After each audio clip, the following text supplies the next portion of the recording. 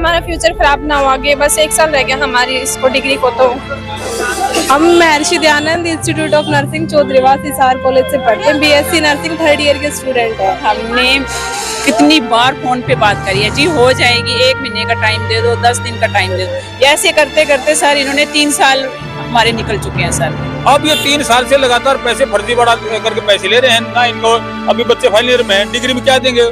दोस्तों, लघु सचिवालय हिसार के सामने महर्षि दयानंद नर्सिंग इंस्टीट्यूट चौधरीवास के छात्र आए हैं और उनके साथ जो फ्रॉड हुआ है, जो मैनेजमेंट ने उनकी 3 से 4 साल खराब करने की पूरी ही एक कोशिश करी, फीस ले ली गई। उसके बाद उनको डिग्री जो मिलनी चाहिए थी, वो डिग्री अच्छी मिलेगी बुरी मिलेगी, इस बात को लेकर डीसी साहब से मिलने आए थे।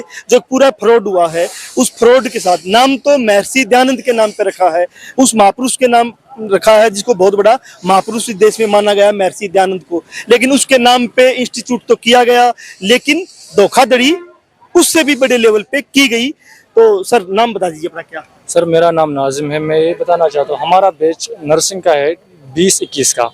हम जब यहाँ एडमिशन लिया है तो हमको कॉलेज मैनेजमेंट ने ये बता दिया कि ये कॉलेज आईएनसी से एफिलेटेड है, और अभी भी जो पोस्टर, वो एडवर्टीजमेंट और जो ऑनलाइन उसका वेबसाइट है कॉलेज का, उस पर अभी भी दिखा रहा है कि ये आईएनसी से एफिलेटेड है।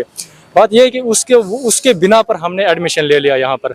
फिर हमको 1 साल बाद पता चलता है कि इसका आईएनसी से एफिलिएशन नहीं है। 2019 तक था, 2020 से इन्होंने नहीं कराया। आपने एडमिशन यहाँ कब लिया था?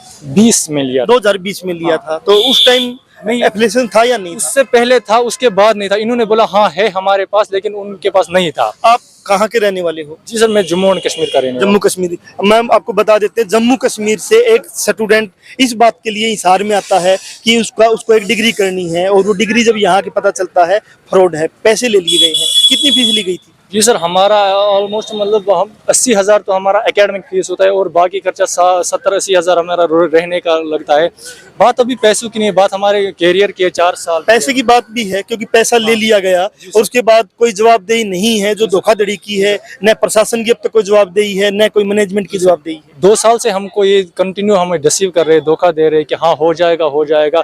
और इनके इन्होंने 1-2 बार इंस्पेक्शन कराया भी, लेकिन इनका जो क्राइटेरिया होता है वो इनसे फुलफिल नहीं हो रहा है। मैं जानना चाहता हूँ, आप इतनी दूर से यहाँ पे पढ़ने आए हो, अभी जब पता लगा कि धोखाधड़ी हुई है, परिवार में कैसा सोच रहे? क्योंकि माँ बाप अपने बच्चे के भविष्य के लिए बड़ा चिंतित रहता है। माँ बाप अपना कतरा कतरा काट के मेहनत से पैसा कमा के जमा करवाता कि उसका बच्चा पढ़ लिख जाए और कहीं नौकरी मिल जाए। तो अभी माँ बाप पे क्या गुजर रही है? सर, हम क्लियरली बोल रहे हैं, हम 2-2.5 साल से कंटिन्यू हम कॉलेज मैनेजमेंट से हम मेंटली इतना परेशान हो रहे हैं, मेंटली टॉर्चर हो रहा है हमारा, डिप्रेशन, ना कोई कुछ पढ़ाई हो रही है, घर वाले परेशान है, सारे हम परेशान है यहाँ पर। ना मतलब इतनी गर्म, यहाँ से दूसरे स्टेट में आगे इतनी मतलब जो कंडीशंस होती है, हारिश कंडीशंस होती है, वो हम बर्दाश्त करते हैं। सिर्फ इसलिए करते हैं कि हमें जो 4 साल के बाद डिग्री मिलेगी, उसके बाद हम परिवार के लिए कुछ कर सके, कोई नौकरी ले सके। लेकिन अब हमें पता चलता है कि जो अगर इन्होंने आईएनसी नहीं किया तो हमारे कोई वैल्यू नहीं रहेगी। इसीलिए हम इनके पास बार-बार मैनेजमेंट से हम्बली हम रिक्वेस्ट मैनेजमेंट के पास बार-बार जा रहे। तो आपको क्या नाम है? थोड़ा सा क्या नाम है? मेरा नाम यावर है। हम बार-बार मैनेजमेंट के पास गए, उन्होंने 3 बार इंस्पेक्शन कराई है, लेकिन अभी तक अप्रूवल नहीं मिल रहा है। जब माँ बाप को पता लगता है, माँ बाप ने जो एक पैसा जोड़ के, मेहनत का पैसा जोड़ के आपको इतनी दूर भेजा, तो अब उन पे क्या गुजर रही है? वो भी बहुत परेशान है इसकी वजह से कि 4 साल हम बाहर रहे हैं घर से, इतनी दूर से आए हम कि 4 बाद हमें ये पता चलाता है कि हमारी जो डिग्री है वो वैलिड नहीं है। आप भी कश्मीर से हो? मैं भी कश्मीर से आप यहाँ पढ़ने आए हो, एक आस लेके आए थे। अब हमारा यही मकसद है कि हमको आईएनसी चाहिए, और जो हमारी डिग्री आएगी वो वैलिड हो जाएगी ऑल ओवर इंडिया और फॉरेन। तो हरियाणा सरकार बड़े बड़े दावे करती है, कि हमने धोखाधड़ी खत्म कर दी है, हमने पोर्टल लॉन्च किए, पोर्टल से सब कुछ मिलेगा, लेकिन धोखाधड़ी कितने ब्रॉड लेवल पे है? बाहर के स्टूडेंट के साथ की है, यहाँ के स्टूडेंट के साथ की है। तो क्या नाम था? मेरा नाम उमर है। उमर, आप भी कश्मीर से हो? तो जम्मू कश्मीर से छात्र हैं ये तीनों यहाँ पढ़ने आए थे, बड़ी उम्मीदें लेके आए थे, और उम्मीद पे पानी फेर दिया गया, मैनेजमेंट ने धोखाधड़ी की गई है। जी सर, हमें पता ही नहीं था पहले। जब हमारा एडमिशन हुआ था, फिर हमें 2nd ईयर में पता चला कि आईएनसी, हमारा कॉलेज आईएनसी अप्रूव्ड नहीं है। फिर हम 2nd ईयर से अभी मैनेजमेंट के पास गए हैं। हम बहुत बार मैनेजमेंट के पास गए, वो एक मतलब मुझे ये बताओ कि आपको जो मालूम हो गया तो आप मैनेजमेंट के पास गए, तो मैनेजमेंट ने फीस फिर भी ली है? हाँ, फीस ली, वो ले रहे हैं फीस, एक रुपया भी नहीं छोड़ते, फीस लेते हैं वो टाइम पे लेते हैं। और हम उनके पास गए, वो मतलब इंस्पेक्शन भी होगी, बट जो आईएनसी का क्राइटेरिया है वो फुलफिल नहीं कर रहे हैं। वो बच्चों के फ्यूचर के साथ खेल रहे हैं, वो ये नहीं सोच रहे हैं। इतने मतलब बच्चे दूसरे स्टेट से आ रहे हैं, उनके फ्यूचर के बारे में नहीं सोच रहे। हम Maharshi Dayanand institute of nursing Chaudhariwas Hisar college से पढ़ते हैं। बीएससी नर्सिंग 3rd ईयर के स्टूडेंट है। मामला ये है कि हमारा कॉलेज 3 साल से आईएनसी के अंडर नहीं है, और आईएनसी के अंडर होना जरूरी है कि इसके अलावा हम अगर नहीं है तो हम कहीं भी जॉब के लिए अप्लाई नहीं कर सकते, ना हरियाणा में ना हम बाहर जा सकते हैं। ये मामला है। अभी आपका आईएनसी से अप्रूव नहीं है, तो एडमिशन लिया था तो उस टाइम एडमिशन लिया उस टाइम था, इन्होंने दिखाई थी मतलब वो फोटो वगैरह जो कुछ भी आईएनसी से सब कुछ दिखाया था इन्होंने, पर अब ये मना कर रहे हैं, अब नहीं है। आपकी जो कॉलेज के प्राचार्य है उससे बातचीत हुई, मैनेजमेंट से बातचीत हुई, वो अभी क्या कह रहे हैं? वो यही कह रहे हैं कि भाई हमने फीस नहीं दी है, इस वजह से नहीं, और हम फीस देंगे नहीं, हम नहीं करवाएंगे। वो ऐसे फीस मैनेजमेंट ने ऊपर नहीं जमा करवाई है। आईएनसी में आपसे कितनी फीस से जमा की गई है? 75 पर ईयर। और 3 साल की हम दे चुके हैं। आप फीस दे चुके, सर आपका क्या नाम? सर एक बार बताइए कि मैनेजमेंट से बातचीत हुई, उन्होंने क्या बोला?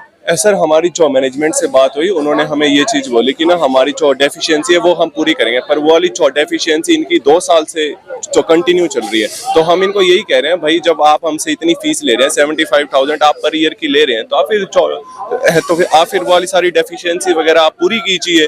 तो फिर आप हमसे फीस किस चीज़ की ले रहे हैं? भाई जो आपने जो आपका काम है आप वो करें। हम सर एग्जाम्स वगैरह की हम तैयारी करते हैं, तो आप भी अपनी जो एफिलिएशन वगैरह की आप तैयारी कीजिए। तो आज अभी किसको ज्ञापन आपने दिया है और उन्होंने क्या आश्वासन दिया? सर आज हम डीसी ऑफिस में सुबह 11 बजे हम जाके आए हैं। उनसे जो आगे फिर जो उनसे हमारी बात हुई है, तो फिर उन्होंने हमें कहा कि ना हम मैनेजमेंट को बुला के बात करेंगे और आपका मामला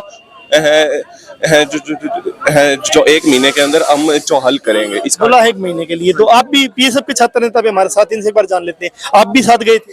हाँ, हम डीसी के ऑफिस में नहीं गए, लेकिन जो स्टूडेंट वहाँ से आए उनसे ये पता चला है कि कल शाम 4 बजे का टाइम दिया है, और 4 बजे का टाइम ऐसा दिया है कि मैनेजमेंट भी आए और प्रोफेसर्स के साथ जो स्टूडेंट्स धरने पे बैठे थे, कल भी ताला लगाया था इन्होंने, तो वो भी आए।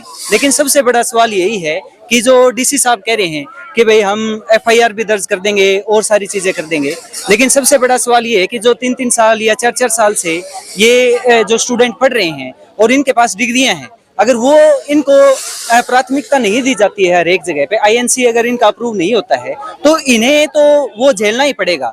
तो ये सबसे बड़ा एफआईआर से क्या काम चल जाएगा? डिग्री चाहिए इनको, तो इनको डिग्री चाहिए। यही हमारी सबसे बड़ी वो थी जब हम बात कर रहे थे कि हमें डिग्री चाहिए, और वो भी एफिलेटेड, और जो इनके खिलाफ कार्रवाई होनी है वो तो होनी ही चाहिए, वो कानूनन कार्रवाई बिल्कुल बनती है। लेकिन हमारी जो डिमांड है कि कोई भी स्टूडेंट है, जैसे 2018, 19, 20 का बैच था, उसमें आईएनसी अप्रूव्ड था, 20 के बाद इन्होंने नहीं किया है। लेकिन उसके बाद जो स्टूडेंट आए या फिर उससे 4 साल का कोर्स है, अभी भी पढ़ रहे हैं, उनका 1 साल का पूरा है, आगे का नहीं है, तो इससे जो विविधता फैली है, इसमें हमारा कसूर थोड़ी है, स्टूडेंट्स का कसूर नहीं है।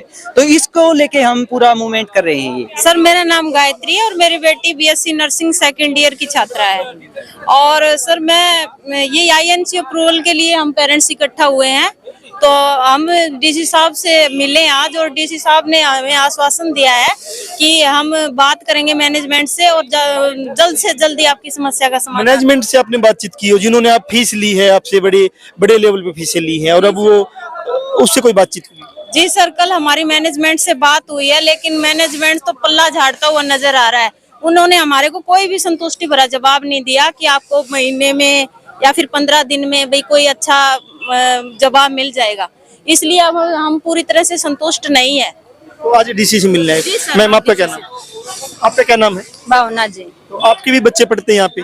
3rd ईयर चल रहा है मेरे बच्चे का। तो 3rd ईयर चला हुआ है। तो जिस प्रकार से अभी एक अंधकार में हो गया है कि डिग्री मिलेगी या नहीं मिलेगी, पैसा भी लगा दिया और 3 साल भी खराब हो गए, तो कैसे देखते हैं? बहुत समस्या है जी, लगे रहे हैं जी, मिल जाए यही कर रहे हैं जी, और क्या कर सकते हैं हम लोग। तो क्या आपने वहाँ धरना भी लगाया हुआ था कल? हाँ कल गए थे जी, कल सब गए, सोल्यूशन नहीं था हमारे साथ, तो जो तमीज से बात ही नहीं कर रहे थे, मतलब तमीज से बातचीत भी नहीं की। देखो, जब आप एडमिशन करवाने आते हो, बड़ी बड़ी फीसें आपसे ली जाती है, तब बोलते जी वो आप तो बहुत बात ही नहीं करे बिल्कुल ही हमारे साथ। हमें उस टाइम प्यार से बात करते हैं। उस टाइम तो करते जी, एडमिशन के लिए तो करेंगे वो, अभी मांग रही है, दे नहीं रहे आईएनसी प्रूफ। आप प्रूफ नहीं दे रहे, तो आप कहाँ से? सर हिसार से हूँ सर मैं, मेरा बेटा फर्स्ट ईयर का ही स्टूडेंट है सर, और हमने कितनी बार फोन पे बात करी है जी, हो जाएगी, 1 महीने का टाइम दे दो, 10 दिन का टाइम दे दो, ऐसे करते करते सर इन्होंने 3 साल हमारे निकल चुके हैं सर। तो अभी तक हमारे बच्चों के लिए बहुत बड़ा इन्होंने खिलवाड़ किया है। हमारे बच्चों की डिग्री वैलिड नहीं है सर। हम अब हमारे बच्चों का भविष्य अंधकार में है सर। पहले हमने +1 और 2 में बच्चों को मेडिकल दिलवाई सर, कोचिंग सेंटर में डाले सर, अच्छी मोटी रकम वहाँ हमने खर्च करी। अब हमने अपने बच्चों को यहाँ डाल रखा है सर, मेडिकल कॉलेज में, यहाँ पे सर अच्छी फीसें दे रहे हैं। फीसें हमारे लिए सर कोई मायने नहीं रखती। हमारे बच्चों के ये 4 साल, ये 2 साल बच्चों के हमने +1 2 करवाई सर, बच्चों को ड्रॉप करवाया सर। हमारे बच्चों के साथ बहुत बड़ा इन्होंने जाली खिलवाड़ किया सर। अभी आज डीसी साहब से आप मिले तो उन्होंने क्या कहा? हमारे साथ उनका बहुत अच्छा रिस्पॉन्स था सर। उन्होंने ये बोला है जो भी ये कार्रवाई होगी, आईएनसी जरूरी है, तो ये आपके बच्चों के साथ न्याय मिलेगा सर। हमारे बच्चों को आज हमें भरोसा दिया गया, न्याय दिलने का भरोसा दिया आपको। कल हमारी मीटिंग है सर 4 बजे, मैनेजमेंट को भी बुलाया गया डीसी साहब ने, और हमें फिर बुलाया गया सर। ये Maharshi Dayanand college of nursing Chaudhariwas के स्टूडेंट हैं, और कल इनका मेरे पास कई पेरेंट्स का ही फोन आया। हमारे शाड़वा से बलजीत नंबरदार जी हैं, हमारे रिलेटिव भी, हमारे भाई भी हैं। इन्होंने फोन किया था कि उड़ा साहब ऐसे बात होगी, बच्चों के साथ धोखाधड़ी होगी। तो मैंने डी साहब से बात करी, डी साहब कहने लगे बोले जी सुबह 11 बजे आ जाओ। तो सुबह 11 बजे पहुंचे, तो डीसी साहब ने बड़े सौहार्दपूर्ण वातावरण में सारी बातें सुनी, बच्चों की भी, पेरेंट्स की भी। उसमें बात ये निकल के आई कि इनके साथ बहुत बड़ा धोखा हो रहा है। इसका जो है एफिलिएशन होती है आईएनसी दिल्ली से होती है, वो इन्हें शायद 2019 तक थी, अब 20 तक।